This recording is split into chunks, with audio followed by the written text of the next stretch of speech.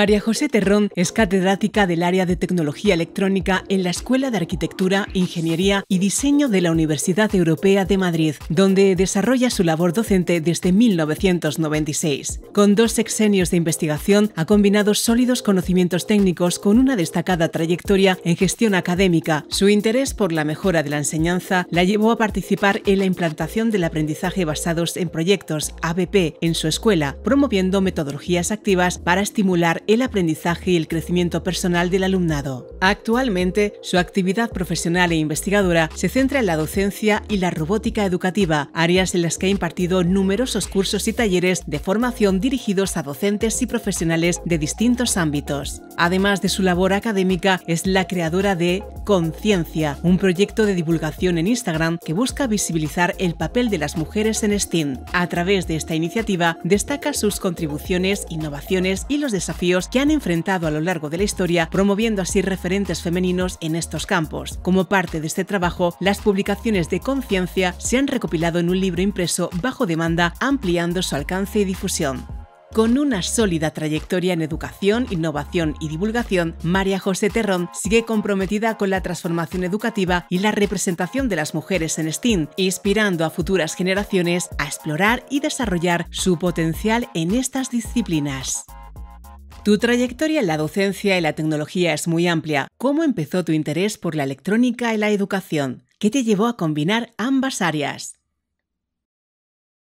Mi interés por la electrónica y la educación surgió de manera progresiva realmente, porque casi diría inesperada, porque yo estudié ciencias físicas, o sea, yo soy licenciada en ciencias físicas.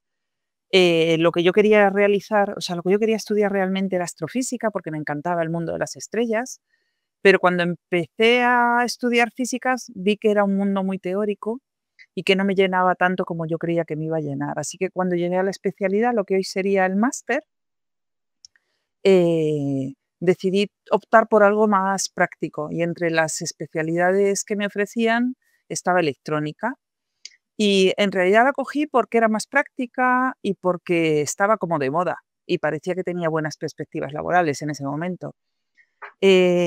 Cuando estaba acabando, empecé trabajando en Alcatel Espacio y estando allí realmente descubrí que lo que más me gustaba era la investigación. Y así que decidí, porque vi una oferta laboral en la Universidad Politécnica de Madrid para hacer la tesis doctoral y dije, venga, allá que me voy. Y me fui a la Universidad Politécnica, realicé mi tesis doctoral y mientras realizaba mi tesis doctoral, los 2 últimos años estuve de profesora ayudante y vi que aquello de la docencia me gustaba. Justo fue cuando surgió la ley de universidades privadas y abrieron la Universidad Europea de Madrid, que es donde actualmente trabajo, y opté a una plaza de profesor allí. Y así fue como empecé el ser profesora en la Universidad Europea de Madrid, que es donde trabajo actualmente. Estando en la Universidad Europea de Madrid, yo ya había hecho mi tesis doctoral, me encantaba la investigación, pero coincidió en el tiempo con ser madre.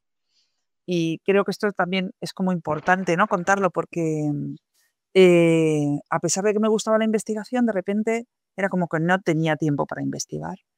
El ser madre me quitaba mucho tiempo y entonces dije, bueno, pues si me paso todo el día dando clase y me gusta lo que hago, ¿por qué no investigar en esto que es lo que hago? Que es investigar en qué pasa dentro de mi aula. Y así fue como empecé en la investigación educativa.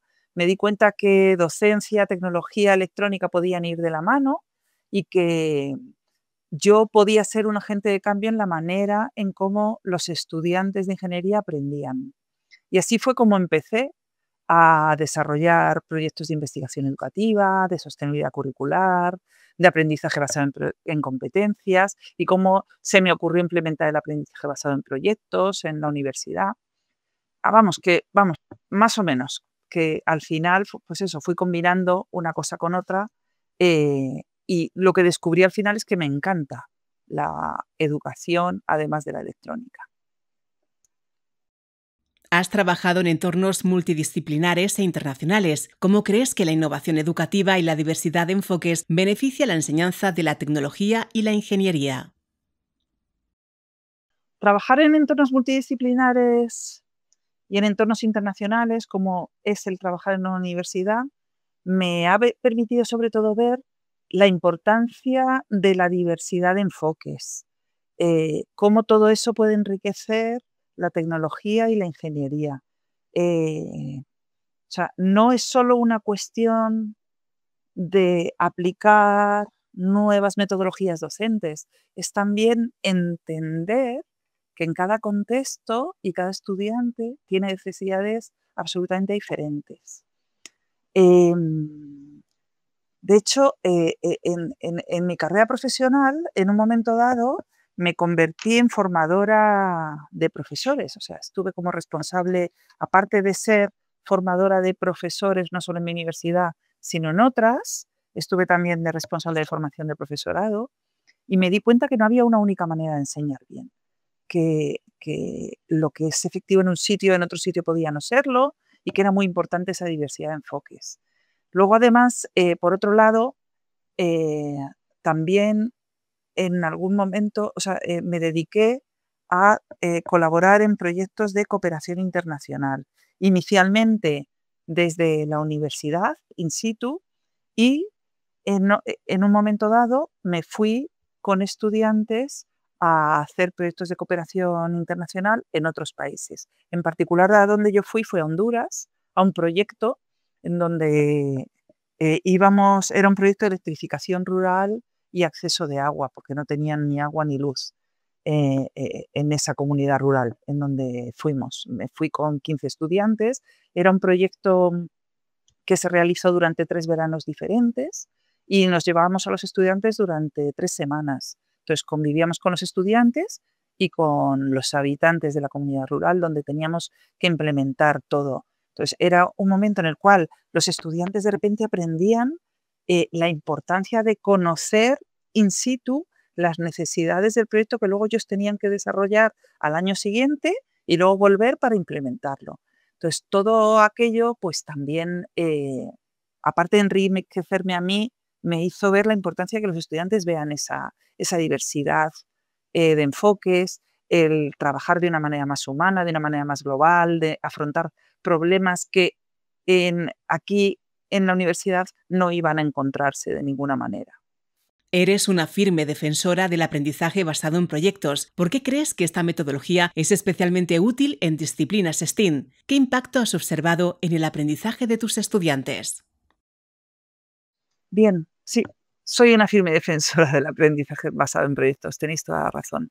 ABP, ¿vale? Por si digo ABP o PBL en algún momento, porque se me suele escapar las siglas. En español ABP, en inglés PBL.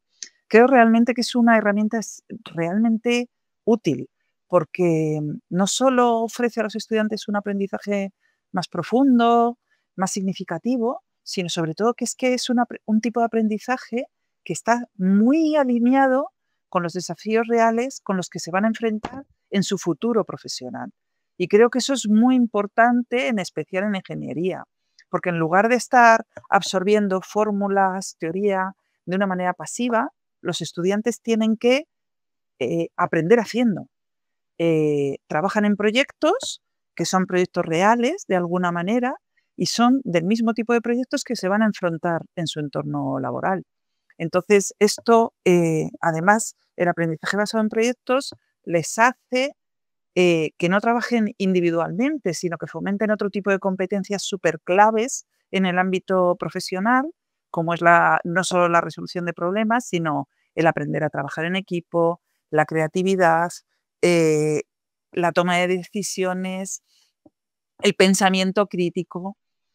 Además, en el aprendizaje basado en proyectos, como no se trabaja una asignatura sola en un compartimento estanco, sino que intentamos que varias asignaturas sean las que conformen el proyecto. Y además, a veces viene la empresa desde fuera y nos da esas pautas de lo que necesitan en la empresa, el estudiante pues aprende muchísimo más.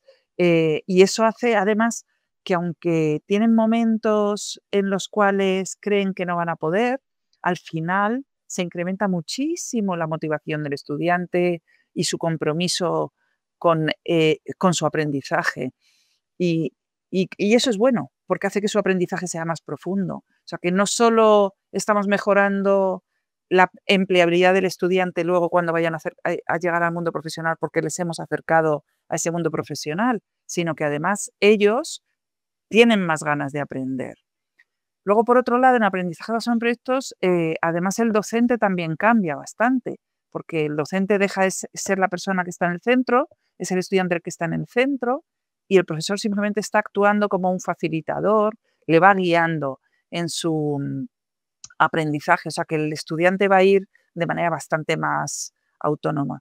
Vamos, que yo creo que es importante esto de trabajar en aprendizaje basado en proyectos porque no solo hace que los estudiantes asimilen mejor el conocimiento, sino que hace que estén más motivados y que se acerquen más al mundo real y que sean capaces de adaptarse a los cambios que se producen en el mundo y que se van a producir cuando estén trabajando. La robótica educativa es una de tus áreas de especialización. ¿Cómo puede ayudar la robótica a despertar el interés de los estudiantes por la ciencia y la tecnología? ¿Cómo puede integrarse mejor en el aula? En realidad yo no lo integro en mi aula, la robótica educativa.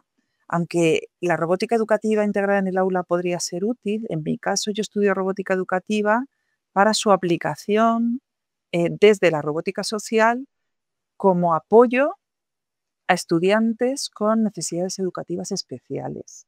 Así que más que integrarla en el aula, lo que yo he hecho siempre ha sido explorar el cómo estos robots sociales pueden ser una herramienta súper valiosa para esas propuestas de intervención pedagógica y logopédica que se hace con niños con necesidades educativas especiales. O sea, niños que tienen dificultades en el lenguaje o en su aprendizaje. Es verdad que la robótica puede tener un gran interés, o sea, puede despertar mucho el interés en la tecnología en los niños, pero no es en lo que yo investigo. En mis investigaciones lo que yo he hecho ha sido trabajar junto a logopedas y a educadores para evaluar el impacto de estos robots sociales. En particular yo he usado el Nao y el Pepper y el cómo les impacta en su proceso de enseñanza, aprendizaje y en su desarrollo.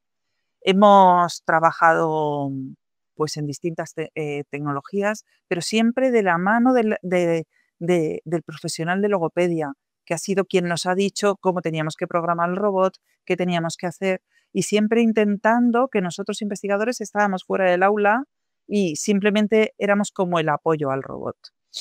Y lo que hacíamos era ver las respuestas y investigábamos qué pasaba. Y actualmente, además de investigar en esos robots, estamos investigando en si realmente es lo mismo trabajar con un robot o bastaría con ponerles un avatar de ese robot delante. Nuestra conclusión fundamental es que la integración esta de los robots en las aulas se tiene que hacer siempre de la mano de los profesionales del sector. O sea, hay que hacerlo colaborando con los logopedas y con los profesores que tienen, con el profesorado de esos estudiantes, para que sea un elemento transformador de verdad en esa educación. Has impartido talleres de formación a docentes. Desde tu experiencia, ¿cuáles son los principales retos a los que se enfrentan los profesores al enseñar disciplinas STEAM? ¿Qué estrategias les recomendarías? Desde mi experiencia como formadora de formadores, realmente pues se ven un montón de retos claves a los que enfrentarnos yo como docente y a los que se enfrentan los docentes, ¿no? Y no solo en las disciplinas STEM. Uno de los principales desafíos es que hay que conseguir que el estudiante esté en el centro y los estudiantes en primera instancia siempre son reacios a esos.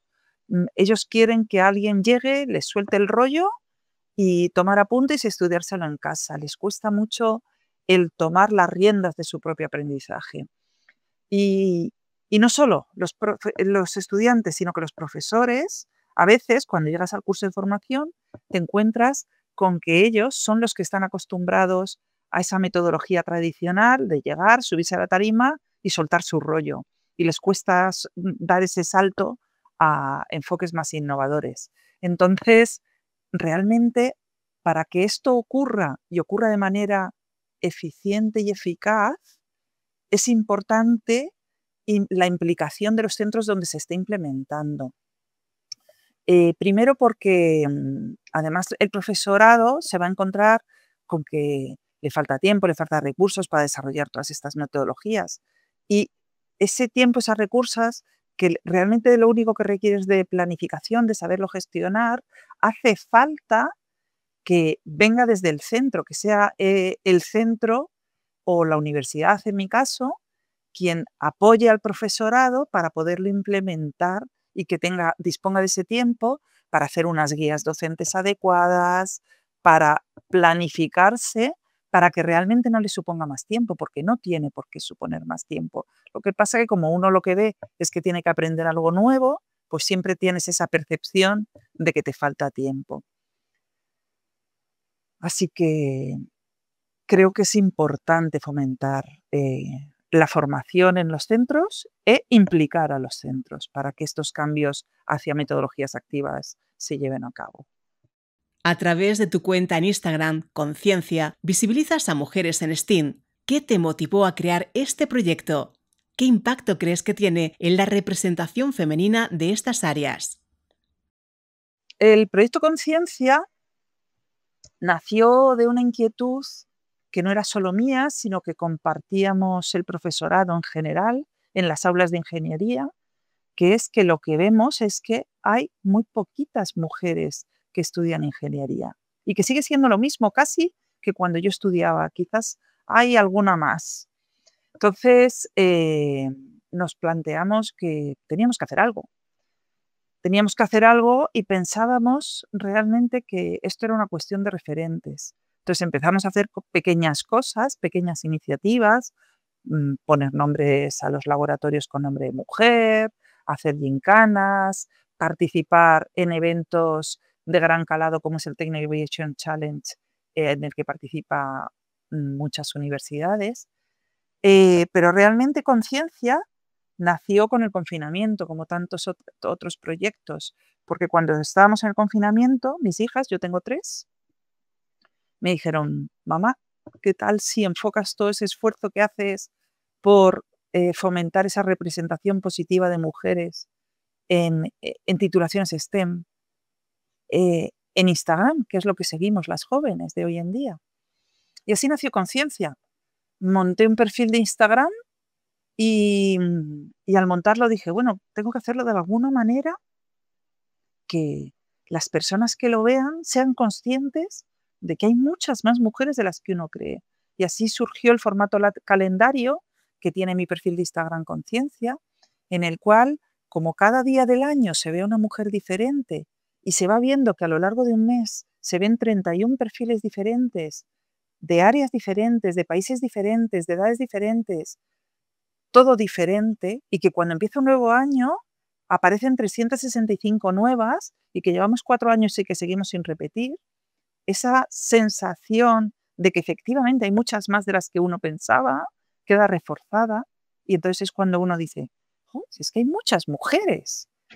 Y el ver eso es lo que creo que sirve para que más chicas se lancen a estudiar titulaciones de ingeniería, de ciencia, de arquitectura, de matemáticas, de diseño. Y cuando hice esto, pues la verdad es que lo más bonito del proyecto es que el impacto no solo el impacto sobre mis seguidores, sino que también me ha impactado a mí, porque en esa búsqueda de perfiles y en esa redacción de cada una de las biografías he aprendido muchísimo sobre mujeres cuyas contribuciones hasta ahora mismo yo también desconocía. Y me encanta compartir ese conocimiento con esa comunidad en crecimiento que tengo en el perfil de Instagram. Creo que es bueno, a través de esto, pues que las niñas vean que que no existen carreras difíciles, que no existen carreras que no sean aptas para ellas, y no solo que las niñas lo vean, sino que lo vean el profesorado de los centros educativos, porque a veces la zancadilla te la ponen ellos. Yo siempre cuento el caso de mi hija, que ella quería estudiar ingeniería aeroespacial y hubo alguien en su centro que le dijo, pero tú, ¿por qué vas a estudiar una carrera tan difícil? Y ella era el mejor expediente de toda su clase. Si ella no lo hubiera tenido tan claro, a lo mejor hubiera dejado de estudiarlo. Por eso es importante que el profesorado en los centros educativos lo vea como que se puede, que las chicas también pueden, que lo interioricen, porque la gente lo sabe, pero no lo tiene interiorizado. Así que así es como nació mi proyecto Conciencia, y creo que proyectos como este son los proyectos que poco a poco pueden lograr cambiar la narrativa y conseguir que al final todo el mundo conozca cuántas mujeres hay trabajando en proyectos STEM. Las mujeres en STEAM aún enfrentan barreras. Desde tu punto de vista, ¿qué obstáculos siguen encontrando las niñas y mujeres en la ciencia y la tecnología? ¿Cómo podemos superarlos desde la educación? Como os he contado el caso de mi hija, es verdad que yo creo que esto lo demuestra, ¿no? El caso de mi hija, que a pesar de su excelente rendimiento académico, una orientadora de su centro le sugirió que estudiara algo más fácil. Así que sí, tenemos que primero empezar a cambiar la visión del profesorado, porque seguimos encontrándonos con lo mismo. A pesar de todos los avances que ha habido, los datos hablan por sí solos. Aunque en la Universidad Española se matriculan un 50 y tantos % de mujeres frente a los hombres, cuando uno se aterriza en ingeniería baja a lo mejor hasta un 35%, pero en áreas como informática baja hasta un 19%, o incluso un poco menos en algunos años, depende de los años. Y si nos vamos ya a las empresas, en las empresas de alta y media tecnología, solo hay un 20 y tantos % de mujeres trabajando en esas empresas, en puestos que tengan que ver con la tecnología, porque muchas veces estos números se quedan enmascarados porque dicen, bueno, pues sí que hay mujeres, sí, pero están en otros puestos, no son profesionales de la ingeniería o este tipo de puestos. Entonces, ¿qué tenemos que hacer o qué podemos hacer? Pues yo creo que en la educación está la solución.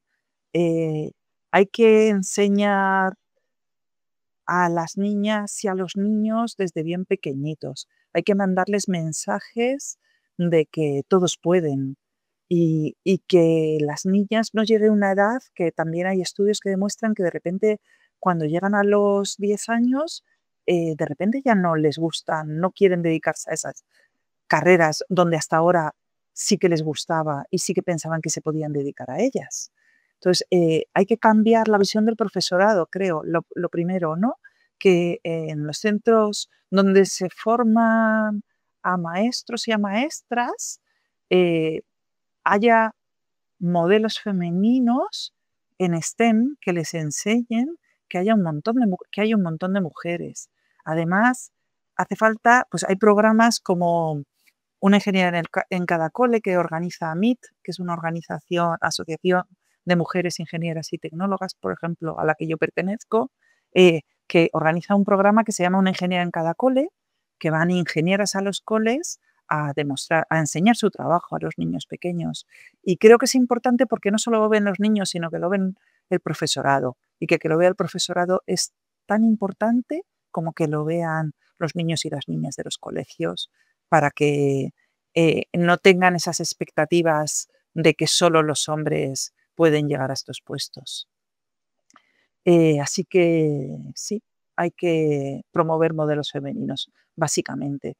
Y luego a lo mejor quizás, pues desde las empresas, promover becas, programas que sean en los que se promuevan que las mujeres puedan llegar a estos roles, a estos puestos más superiores, porque muchas veces está la gráfica tijera que enseña el CSIC, que dicen que al principio hay muchas mujeres, pero según van pasando los años, las mujeres no suben y no suben porque no quieren subir, porque piensan que no es para ello, no es para ellas.